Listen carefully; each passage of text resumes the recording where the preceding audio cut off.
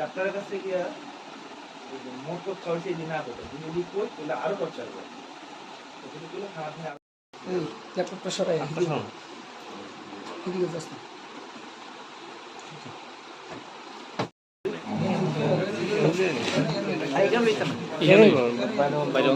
বিস্তারিত শুনলাম। অ্যাকচুয়ালি ঘটনার পর থেকে এখানে আমাদের সঙ্গে আছেন প্রেস ক্লাবের মাননীয় সম্পাদক প্রণব সরকার, আমাদের মেয়র সাহেবও আছেন, আমাদের আরো মিডিয়া বন্ধু রয়েছেন সুরজিৎ বাবু। তো নিতাই দীর্ঘদিন ধরে আমাদের ছোট ভাইয়ের মতোই, আমরা তাকে স্নেহ করি এবং সাংবাদিকতা পেশার সঙ্গে উনি জড়িত রয়েছেন আপনাদের সঙ্গেই, আপনাদের সহযোদ্ধা। তো ঘটনা ঘটার পর আমরা সমস্ত ঘটনার তদন্তক্রমে যা জানতে পারলাম এবং পরবর্তী সময়ে সেই পুলিশ অফিসারকেও প্রশাসনের তরফ থেকে শাস্তি প্রদান করা হয়েছে মাননীয় মুখ্যমন্ত্রীর নির্দেশে। ডিজিপি সাহেব সেটা করেছে। তো স্বাভাবিকভাবেই নিতাইয়ের পাশে আমরা ছিলাম। আগামী দিনেও সাংবাদিক বান্ধব যে সরকার আমরা বরাবরই দাবি করি এই সরকার, কারণ গণতন্ত্রের চতুর্থ স্তম্ভ সাংবাদিক বা আমাদের সংবাদপত্র। তো তাদেরকে যদি আমরা দুর্বল করি বা তাদেরকে যদি পাশে না দাঁড়াই, আমরা কখনোই গণতন্ত্রকে শক্তিশালী করতে পারবো না, আমাদের দেশকে আমাদের রাজ্যকে এগিয়ে নিয়ে যেতে পারবো না। আর এই পেশার সঙ্গে যারা যুক্ত, যারা আপনারা বন্ধুরা রয়েছেন, আমাদের নিতাইয়ের মতো যোদ্ধারা রয়েছে, তাদের পাশেও আমাদের থাকতে হবে, সেই আশ্বাসই আমরা দিয়ে গেছি। যেটা হয়ে গেছে এটা অনাকাঙ্ক্ষিত, সেটা এক্সপেক্টেড না। কেন করেছে, কিভাবে করেছে, তার উদ্দেশ্যে সে আলোচনায় না গিয়ে প্রশাসন তার বিরুদ্ধে ব্যবস্থা নিয়েছে যারা এই ঘটনা ঘটিয়েছে। কারণ পুলিশ থেকে যেটা ঘটানো হয়েছে এটা পুলিশের কাছ থেকে আশা করা যায় না, কারণ পুলিশ হচ্ছে সমাজ এবং মানুষের মধ্যে, কারণ মানুষ তো সমাজের বাইরে নয়, কোঅর্ডিনেশন তৈরি করবে তাদের ব্যবহারের মাধ্যমে, তাদের অ্যাকশনের মাধ্যমে।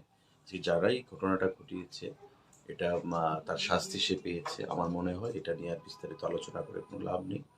আমরা নিতাইয়ের পাশে রয়েছি, সাংবাদিক বন্ধুদের পাশে রয়েছি, এবং আপনারা জানেন যে সাংবাদিকদের উন্নয়নের জন্য, তাদের আর্থিক সামাজিক ব্যবস্থার উন্নয়নের জন্য আমাদের সরকারও, আমাদের প্রাক্তন মুখ্যমন্ত্রী বিপ্লব কুমার দেব থেকে শুরু করে বর্তমান মুখ্যমন্ত্রীও আন্তরিক, এবং আমাদের তথ্য সংস্কৃতি যে দপ্তর সেটাও আমরা আন্তরিকতার সঙ্গে কাজ করে চলেছি।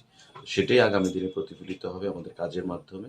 আমরা নিতাইকেও বলেছি, তার শারীরিক খোঁজখবর নিতে এখানে এলাম। আগামী দিনে যেন তার অসুবিধার সম্মুখীন হতে না হয় সে বিষয়ে আমরা দেখব, এবং আগামী দিনে আপনাদেরকেও আমরা বলছি, সাংবাদিক বন্ধু যারা রয়েছেন, সরকার আপনাদের পাশে রয়েছে, নির্ভীকতার সঙ্গে আপনারা আপনাদের দায়িত্ব পালন করুন।